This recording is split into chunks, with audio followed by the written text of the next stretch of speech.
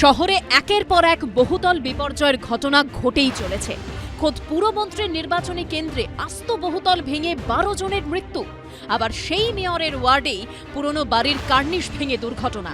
কোথাও বহুতলের একাংশ ভেঙে প্রতিবেশী মহিলার মৃত্যু, কোথাও আবার নির্মীয়মান বেআইনি বহুতলের একাংশ ভেঙে পড়ছে নিচে দাঁড়িয়ে থাকা মোটর বাইকের ওপর। আর একটু হলেই বিপদ ঘটত বাইক আরোহীর।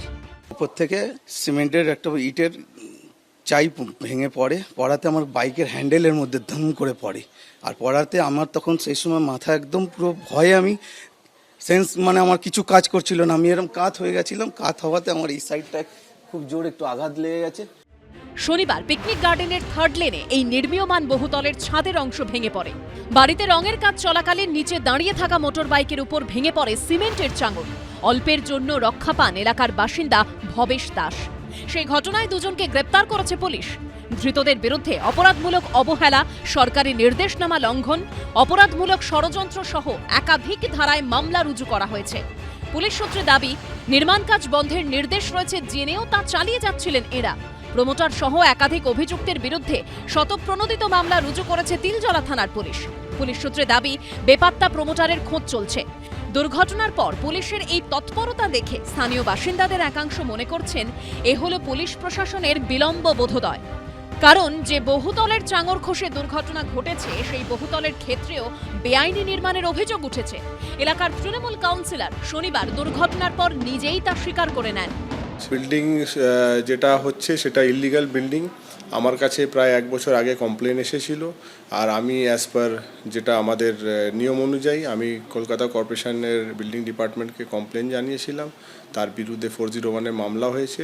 Building is pending for demolition. স্থানীয়রা বলছেন যে 3 কাঠা জমির উপরে 5 তলা বহুতল তৈরি হচ্ছিল, বিন্দুমাত্র ছাড় না দিয়ে, ছাড়ের তোয়াক্কা না করে। আমরা যেটা দেখতে পাচ্ছি যে দেওয়াল থেকে বাড়ির যে সীমানা তা বড়জোর এখানে 1 ফুট। এলাকায় বেআইনিভাবে মাথা তুলছে বহুতল। প্রায় 1.5 বছর আগে পুলিশ প্রশাসনের একাধিক মহলে সেই অভিযোগ জানিয়েছিলেন পিকনিক গার্ডেনের বাসিন্দারা। 2022 সালের নভেম্বরে তিলজলা থানার ওসি, কলকাতা পুরসভার 7 নম্বর বোরোর এক্সিকিউটিভ ইঞ্জিনিয়ার এবং ওই বছরই ডিসেম্বরে কলকাতা পুরসভার বিল্ডিং বিভাগের ডিজিকে লিখিত অভিযোগ জানিয়েছিলেন তারা। সেই আপত্তির কারণেই 5 তলার অংশ নির্মাণ আটকে যায়। কর্পোরেশনের তরফে নোটিশ ধরানো হয়েছিল এবং বহুতলটি ভেঙে ফেলার অর্ডারও জারি হয়েছিল, কিন্তু তারপরেও কোনো এক অজ্ঞাত কারণে বহুতল ভাঙা হয়নি। রমরমিয়ে চলছিল কাজ, আর সেই কাজ চলাকালীন ঘটল দুর্ঘটনা। এখান থেকে এর আগে একদিনকে বাঁশ পড়লো, কেউ দেখবার নেই, কেউ আসবার নেই, বললেও মরেনি তো কেউ, এইভাবে কথা। তো কেউ এটা নিয়ে কোনো চিন্তা ভাবনা নেই। তো দিনের পর দিন এখানে সবই মোটামুটি, এর আগেও এখানে গিয়ে দেখুন ওদিকেও একটা ইললিগাল তৈরি হচ্ছে।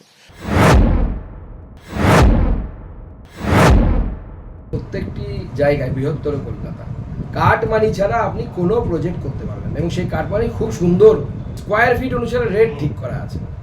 আপনি রেট দিন, পয়সা দিন, মাল ফেলুন, ভায়োলেশন করুন, যা ইচ্ছে তাই। রাজ্য সরকারের হলে ভালো কাটমানি দিলে আপনি ভিক্টোরিয়ার উপরে একটা বহুতল নির্মাণ করতে পারেন। সম্পূর্ণ প্রশাসনিক ব্যাপার এবং পুরো প্রশাসনের ব্যাপার। মুখ্যমন্ত্রী যতটা সম্ভব কড়া ব্যবস্থা নেওয়ার সমস্ত নির্দেশ দিয়েছেন এবং পুরসভাও কাজ করছে। তার মধ্যেও যদি কোথাও কোনো এলাকায় কোনো বিচ্ছিন্ন কোনো ঘটনা ঘটে গিয়ে থাকে, সেগুলি ঘটা উচিত নয়, সেটা পুরো কর্তৃপক্ষ মনে করেন এবং মেয়রও গোটা বিষয়টা খতিয়ে দেখছেন। এখানেই শেষ নয়। অবৈধভাবে তৈরি এই বহুতলে 4,500 টাকার বর্গফুট দরে একাধিক ফ্ল্যাট ইতিমধ্যেই বিক্রি হয়েছে বলে অভিযোগ। পার্থপ্রতিম ঘোষ, সন্দীপ সরকার ও রুমা পালের রিপোর্ট, এবিপি আনন্দ।